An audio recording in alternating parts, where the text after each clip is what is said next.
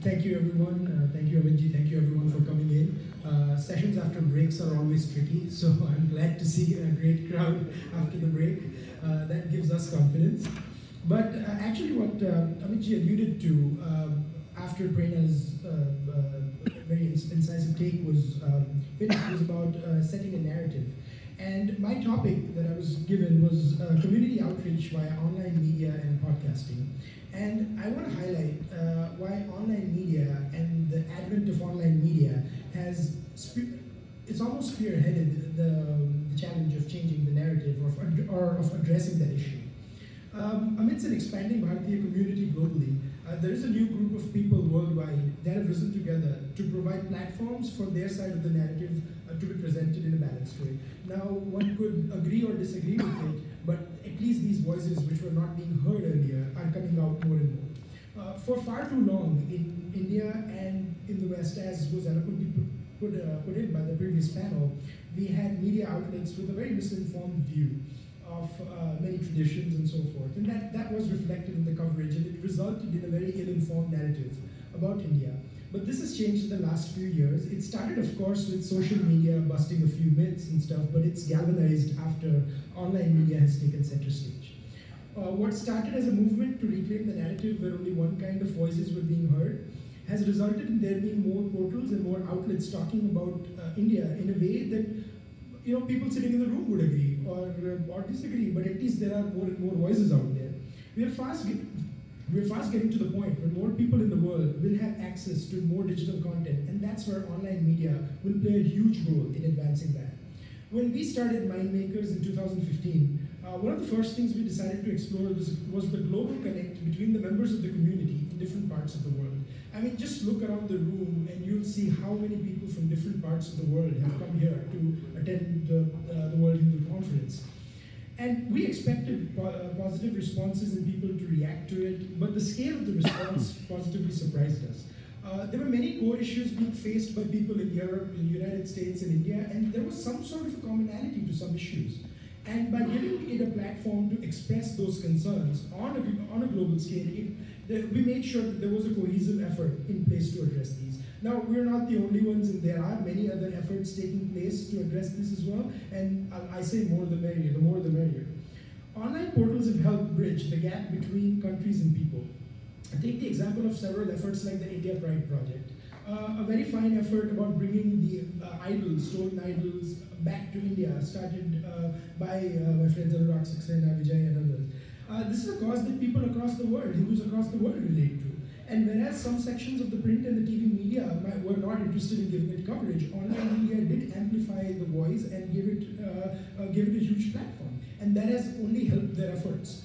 And this is, I mean, the cause is so well respected in India that the government and the opposition both are supporting it. So that tells you how it's progressing and how online media is reaching. Not only has online media revolutionized the writing and the video side of things, it has significantly challenged the hegemony of TV news as well. Now, Jaggi very eloquently said that no one wants to watch five people just shouting, having a shouting match on TV every night. And that is, slowly seems to be the consensus where the TV news viewership is declining as well. And that's where, in the last 10 years, another medium has completely revolutionized the industry, that is podcasting.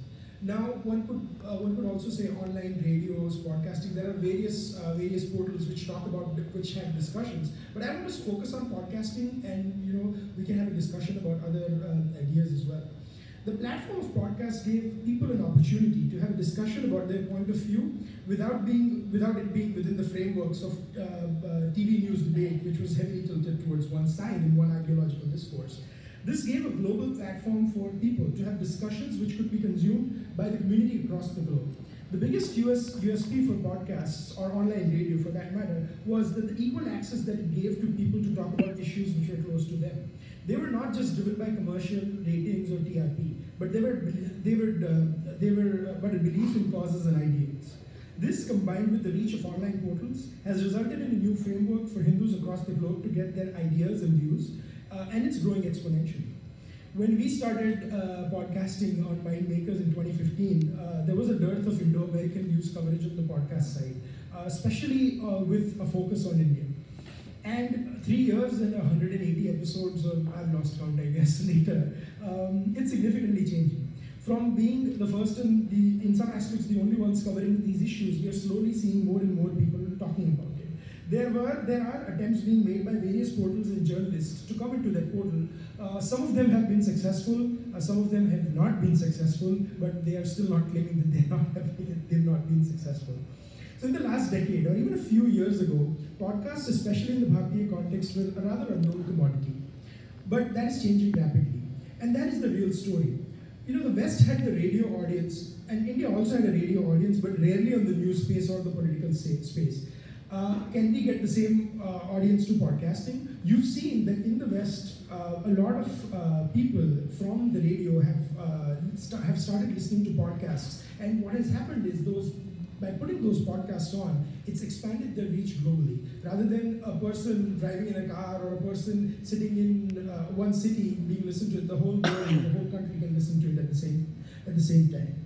And there's of course some podcasts that have a formal structure. But for the most part, I think one of the biggest USPs of the format and stuff is the irreverence. The ability to have an informal conversation about serious topics and yet have it in a very irreverent fashion is what sets it apart from conventional TV debates. I always joke with my co-founders that we can talk in part one about the strategic 2+2 dialogue that India and US have been having, and in part two we can talk about Mr. Khanna's songs and Pancham Das music, and both can be done, as a different in formats, and that's what the podcast brings to you. There are many issues like the California textbook issue, misrepresentation of Hindus on TV shows like you saw in Quantico and others. There were hit jobs of news outlet, or fake news, as Prerna said, that online media and podcasting have managed to counter. But they slowly but surely we are seeing an agenda setting and a narrative which is being built where there are stories being done on various aspects of culture, foreign policy, historical issues, and so forth. This panel itself is a testament to the changing paradigm. We have voices from different parts of the world talk about various issues that affect us all, but there is almost a sort of similarity in which we see it. As the cliche goes, change is the only constant thing in this world, and that applies to media more than any other industry in the world. The change has slowly begun. But we have a long ways to go in terms of getting reportage and stuff like that. Can we get there? Well, I remain a hopeful person, and I'm sure most of you will remain too. Thank you.